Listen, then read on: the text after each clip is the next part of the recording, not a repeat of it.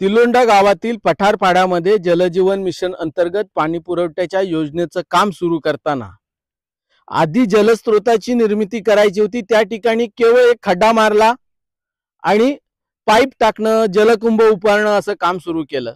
आता खड्ड्याची अवस्था आपण पाहिलेली आहे। आता पाईप कसे टाकून दिलेत आपण पाहू शकाल। हे पाईप अशा प्रकारे टाकून दिलेले आहेत। हे जे पाईप आहेत ते पाईप किमान 3 फूट मातीमध्ये गाडायचे आहेत आणि ते टिकले पाहिजे अशा पद्धतीने आहेत। हे ठेकेदाराने असेच पाईप टाकून दिले आहेत। आपण पाहू शकाल पाईपांची कंडिशन काय आहे, पाईप कशा स्थितीमध्ये पडलेले आहेत। आता हे जे पाईप आहेत हे पाईप अस्तव्यस्त असेच वरपर्यंत पडलेले आहेत, म्हणजे जलकुंभापर्यंत पाईप नाहीयेत। आधी पडलेले होते पाईप, मग कॉन्ट्रॅक्टरच्या काय मनात आलं तो तिथून त्या पाईपांना उचलून घेऊन गेला आणि हे अस्तव्यस्त पडलेले पाईप आपण पाहू शकाल। तिलोंडा येथील जलजीवन मिशन अंतर्गत पाणी पुरवठ्याची योजना घोटाळ्याच्या खाईत कशी लोटली गेली त्याचा तपशील आता आपण पाहत आहोत। सुरुवातीला जलस्रोताची नेमकी काय परिस्थिती आहे तो तपशील पाहिला। पाईप जे टाकलेले आहेत ते काय स्थितीत आहेत तो तपशील पाहिला। अंध व्यक्ती कशा प्रकारे या ठिकाणी पाणी आणतात तो तपशील पाहिला। मुख्य जनावरांच्या संदर्भातला आपण तपशील पाहिलेला आहे। आणि सगळ्यात महत्त्वाचा जो गाभा आहे, ही योजना अधिकाऱ्यांनीच भ्रष्टाचाराच्या खाईत लोटलेली आहे आणि जलजीवन मिशन अंतर्गत पाणी पुरवठ्याच्या योजनांवर काम करणारे अधिकारीच ठेकेदाराच्या नादी लागलेले आहेत। आम्ही खूप जबाबदारीने बोलतोय। जलजीवन मिशन अंतर्गत पंतप्रधान नरेंद्र मोदी यांच्या स्वप्नातील गरीब कष्टकरी कुटुंबांना नळाद्वारे पाणी देण्याच्या योजनेची अंमलबजावणी ज्या अधिकाऱ्यांनी करायची आहे ते अधिकारी ठेकेदाराच्या नादी लागलेले आहेत आणि या गरीब आदिवासींची अक्षरशः फसवणूक करत आहेत।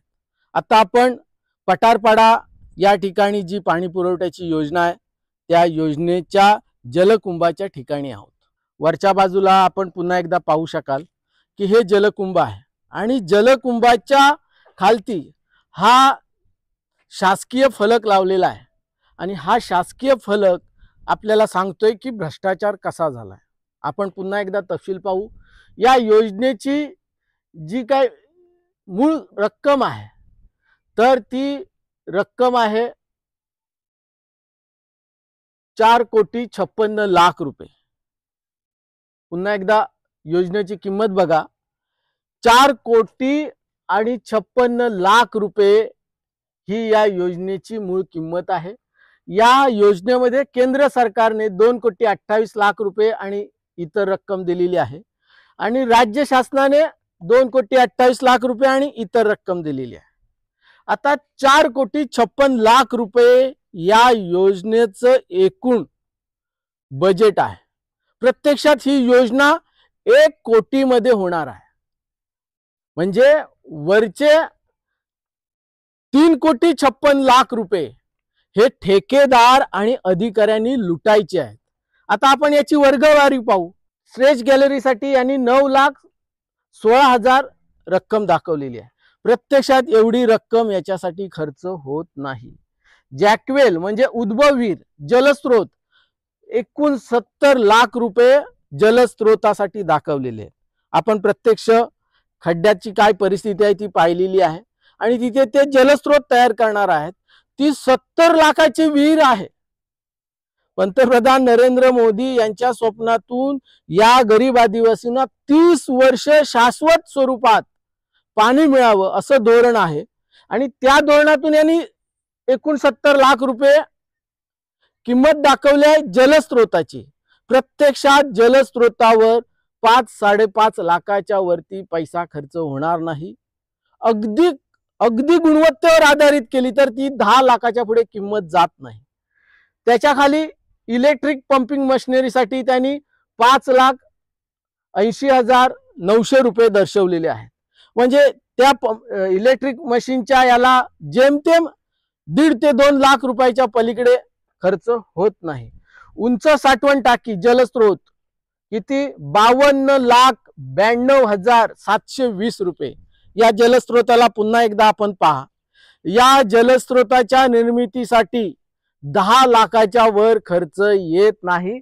इथे यांनी 52 लाख रुपये दाखवले। पंतप्रधान नरेंद्र मोदी यांच्या स्वप्नातील योजनेमध्ये अशा प्रकारे घोटाळा होतोय। हा प्रत्यक्ष योजनेच्या अंमलबजावणीत कागदावर होणाऱ्या लुटमारीचा भाग आहे। आता ठेकेदाराने या योजनेच्या अंमलबजावणीत जो निकृष्टपणा केलेला आहे, म्हणजे मंत्रालयातील प्रधान सचिव, अवर सचिव, या पालघर जिल्ह्याचे पालकमंत्री, जलजीवन मिशनचे अध्यक्ष हे पालकमंत्री आहेत, त्यांचा हिस्सा, जिल्हा परिषदेचे अध्यक्ष, इतर सभापती यांच्या टक्केवारी नंतर सुद्धा ठेकेदार इथे गुणवत्तेवर आधारित काम करत नाही। जलजीवन मिशन अंतर्गत पाणी पुरवठ्याच्या योजनेमध्ये जो घोटाळा झालाय त्या घोटाळ्याची साधी चौकशी व्हावी अशी भूमिका हे सरकार का घेत नाही, त्याचं कारण या आकडेवारीमध्ये आहे। कारण या योजनेवर 4,56,00,000 रुपये सरकार शासन खर्च करते, प्रत्यक्षात या योजनेवर 1 कोटीपेक्षा अधिक खर्च येणार नाही, म्हणजे 3.5 कोटी थेट कागदावर लुटले जात आहेत। आता यावर या अधिकाऱ्यांचं समाधान होत नाही, म्हणून आपण खालच्या बाजूला जे गरीब कष्टकरी आदिवासी राहतात त्यांना पाण्यासाठी वंचित ठेवण्याचं पाप पालघर जिल्हा परिषदेचे कार्यकारी अभियंता, पालघर जिल्हा परिषदेचे मुख्य कार्यकारी अधिकारी आणि भ्रष्ट ठेकेदार आणि माणूस ज्यांच्या आत्म्यातून मेलेला आहे ते पालघर जिल्हा परिषदेचे पदाधिकारी हे एकत्रपणे या खाली पाड्यावर राहणाऱ्या गरीब आदिवासींना पाण्यापासून वंचित ठेवण्याचं पाप करीत आहेत।